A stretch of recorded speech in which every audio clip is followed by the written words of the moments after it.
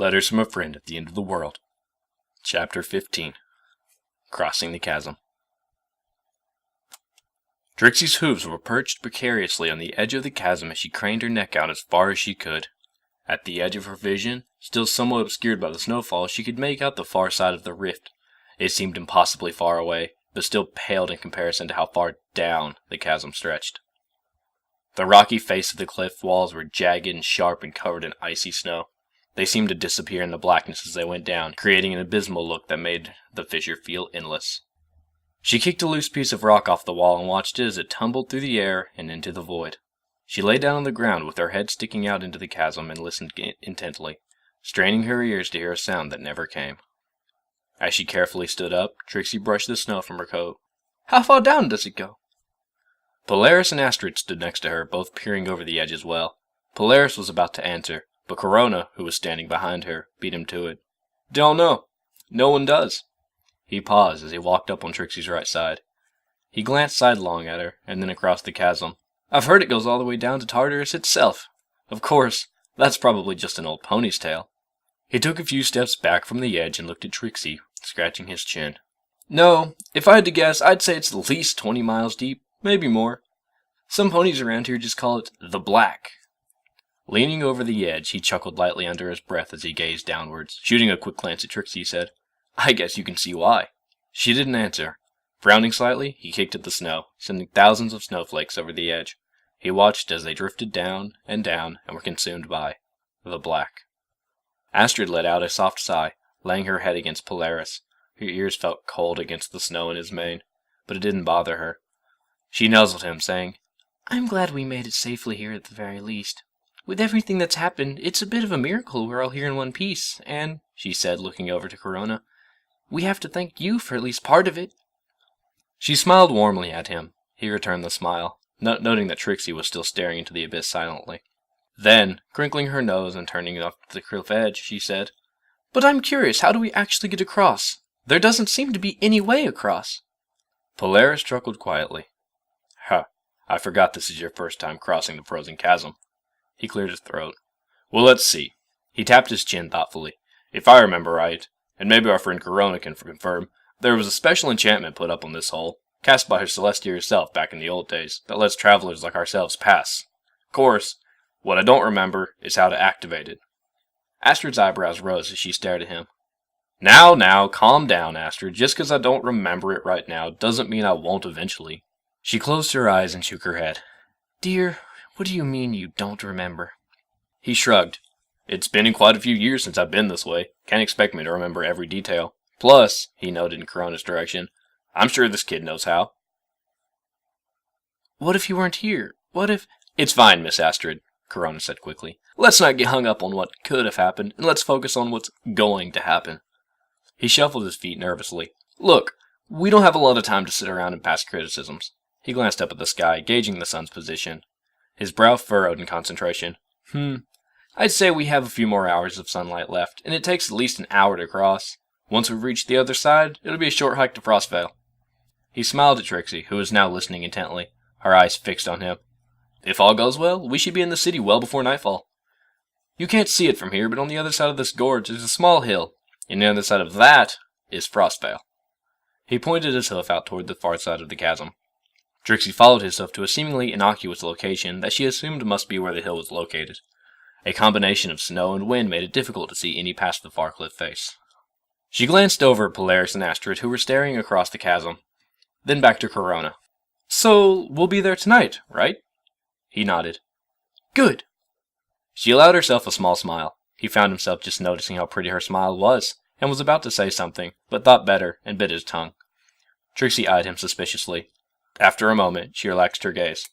"Anyway, you still haven't told us what exactly this enchantment does that allows us to cross." "Yes," added Astrid. "What does it do?" "That's the fun part," Polaris chuckled dryly. "Wouldn't want to spoil the surprise for the ponies that ain't seen it yet." His face seemed to light up as a boyish grin lifted his cheeks. He shot Corona a knowing glance. "Let's just let the kid do his business, and you'll see soon enough." He looked sidelong at Trixie and gave her a smile. "It's not a sight you'll want to miss, miss." Despite herself, Trixie giggled softly.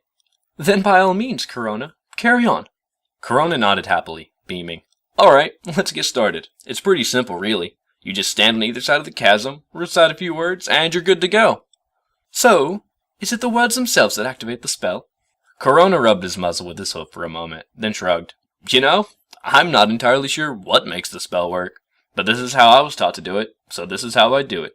Could be you don't even need to speak the words at all, but I'm not about to test that theory now. He grinned childishly. Besides, it's a lovely poem. Trixie was about to ask him exactly what he meant by that when he began to speak, slowly and steadily, but with a sort of rhythmic bounce to his voice. He spoke loudly, but his voice seemed quiet to her, little more than a whisper. Certainly he must have been doing something magically to his voice, but she didn't stop him to ask. She, Astrid, and Polaris listened with rapt attention as he recited the poem.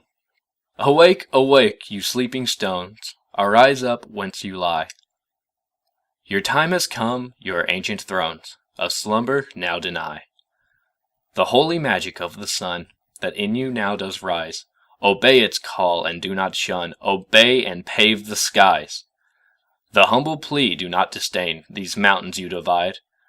Must meet once more, unite the twain, we fear not what they hide.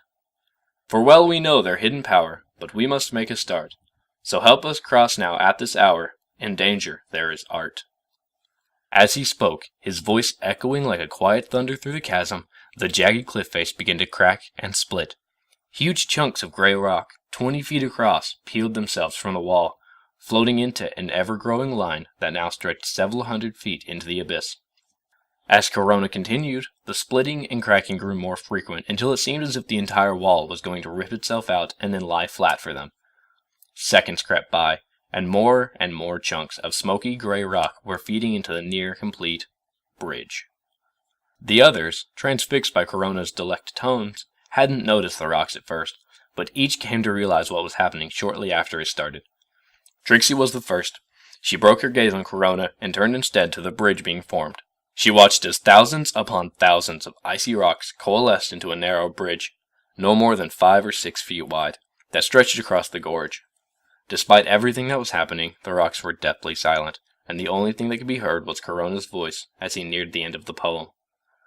As he came into the last word, with the final rock lifted by some unknown force placed itself in front of them, a stepping stone to the bridge. Astrid's eyes were wide and her mouth slightly agape, but she had said nothing. Polaris wore a mirthful smile and seemed to be holding back a chuckle. Corona nearly grinned, but the grin quickly turned to a smirk as he saw Trixie's face, jaw dangling and her eyes the size of apples. He snickered under his breath. Placing a hoof on her shoulder, he leaned in and whispered in her ear. Not quite what you were expecting, huh? Well, not exactly, no. Polaris paused for a moment to think, causing Astrid to bump into his flank and make him falter warily on the narrow bridge. He tensed up, spreading his legs to balance himself. The rocks were slick with ice and rubble, making it easy to slip on the uneven pathway. More than once already, someone had managed to slip and fall, nearly casting themselves to their death in the endless abyss. Trixie and Corona spun around quickly to make sure Polaris hadn't fallen, and breathed a sigh of relief when they saw that he was still there. Astrid offered a sheepish apology, and Polaris kindly told her that there was no need, and they were on the move again. They had nearly crossed a third of the bridge by now, and were nearing the halfway point. After Corona had finished his poem, and the bridge was complete, they had taken their first tentative steps onto it. Corona, having the most experience, went first and showed them that it was safe, relatively speaking, and after some convincing, and more than a little bribery, they were all on their way across the bridge. It was very narrow, and they were forced into a single-file line as they crossed. The path was widely uneven, too, raising nearly half a jagged foot in the air at some points, and disappearing completely at others. There were cracks and holes between the rocks, connected, and some of them were bigger than others. Most they were able to safely step over, but at least once they had to leap across a slightly larger gap. So far, though, they hadn't come across any splits that they couldn't traverse. However, the worst part of it is that the way the rocks seemed to be moving constantly, never straying too far, but never staying still either, they seemed to rumble noisily, making it feel like the entire bridge was shaking all the time. But despite all the dangers, it had been an uneventful journey so far, save the occasional slip. Corona headed up the line, with Trixie right behind him, and used his fire magic to heat the stones as he approached them, melting the ice, then drying them to make him less slick. It was taking a toll on him physically and magically, but he could never complain and just kept pressing on. According to him, they were getting close to the halfway point, which meant that they were maybe half an hour away from the other side, but now surrounded by an endless black void that left them feeling very exposed. Anyway, like I was saying, miss, continued Polaris as the group pressed on. Drakes are similar to dragons, but not the same. They're kinda like, well, what do you think, dear? He glanced over at his shoulder to Astrid, whose eyes were fixated on her hooves. She seemed not to hear him. Dear? He asked, a little louder. Her head shot up, and her normally white face somehow looked even whiter. Her eyes were darkened, and her lips were pale. I was talking about drakes, Astrid, Polaris said, cocking his head to the side. I'm trying to figure out how to describe them to Miss Trixie here. I suppose they're kind of like snakes, she added quickly, returning her gaze to her hooves. Polaris clicked his tongue. That's it, he said excitedly. They're a bit like snakes, miss. Long, thin, squirmy little creatures with imported tongues and beady eyes. Only they ain't quite so little. Most of them are at least 20 or 30 feet long, I'd say. Though I've heard they can grow even larger than that. He paused for a moment. I heard once that this sand drake lived about in the middle of the desert and waste, holed up in cave no doubt. Apparently, the son of a gun was a full 150 feet long. Killed damn near every pony that got near it. Or so I heard. They can get that big? Trixie asked worriedly. Well, not usually. Not as far as I can tell. Polaris kicked a stray rock over the edge of the bridge and watched it fall silently. Nah, seems most of them are about, like I said, 20 or 30 feet. So why was that one so big then? Beats me, miss. I only heard talk of it from passing Saddle Arabia traders back when I was in some of the southern towns. They didn't say much other than it was bigger than any they'd seen. Used to make this whistling sound all the time. Said it was the call the drakes made when they were hunting. He sucked his breath and pursed his lips and blew out. A sharp whistle, high and shrill, echoed through the empty gorge, bouncing off the walls and disappearing into the emptiness. Astrid placed a hoof on his withers. He looked over his shoulder at her. Her face was wrought with worry, and her eyes were darting back and forth. She didn't say anything, but Polaris just smiled and said, Sorry, dear. I didn't mean to scare you. After he whistled, Trixie thought she had heard a distant rumbling, but dismissed it as a trick of the wind. She watched Corona's tail bounce up and down, waving side to side as he walked. Struck with a sudden thought, she asked, So have you ever seen any ice drakes, Corona? He looked back at her quizzically. She pressed him further. You spend a lot of time outside the city, right? He nodded. Well, have you ever seen any ice drakes when you were out hunting for flowberries? Or while passing between towns? Or maybe just when you were out in the woods sometime? He hesitated, then said, Well, yes, I guess I've seen one or two, but usually they're very far away, and I've never been attacked by one before. I hear they mostly live in caves and caverns. Apparently, they like the darkness. At least that's what I've always heard.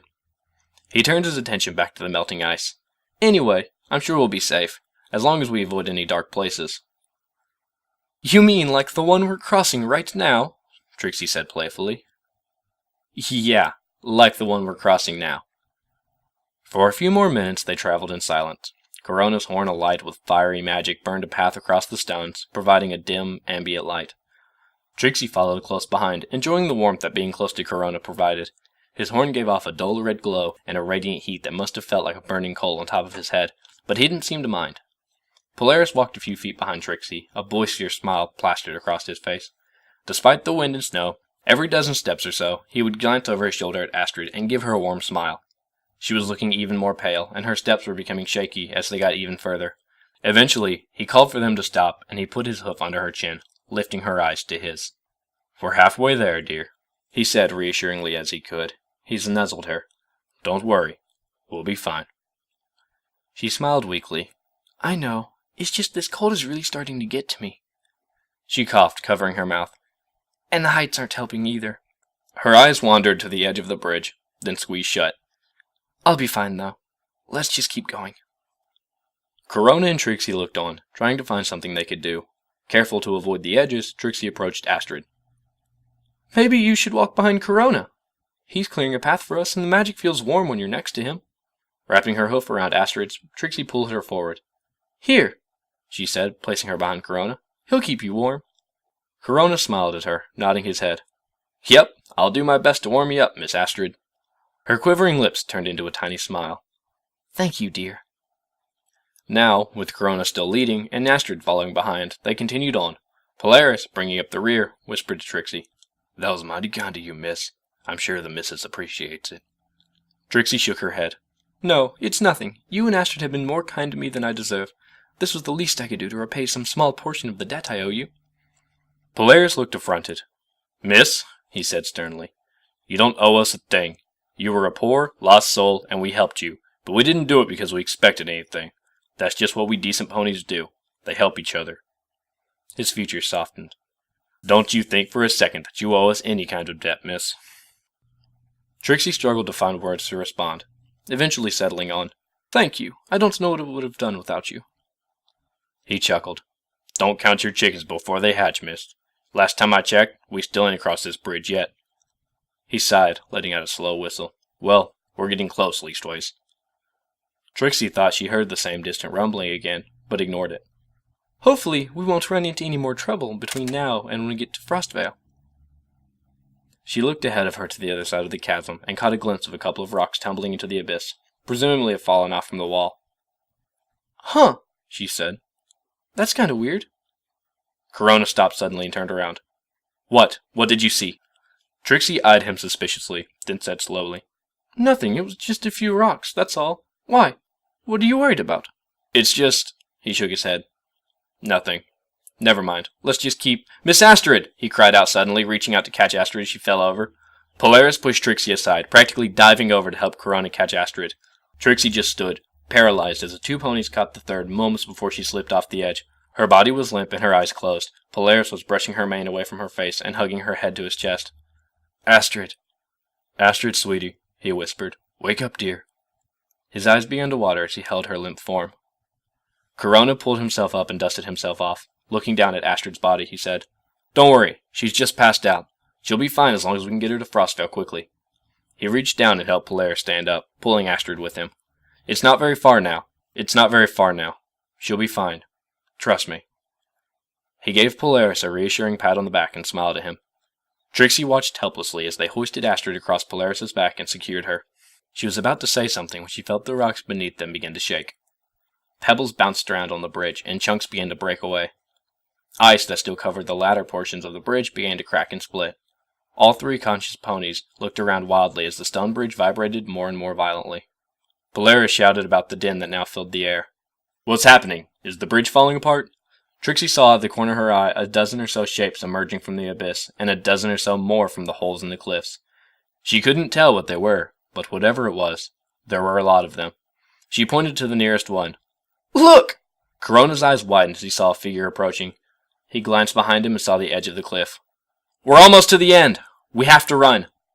They needed no further motivation. Immediately, all three ponies, Astrid slung across Polaris's back, were galloping across the bridge. Black shapes approached on all sides.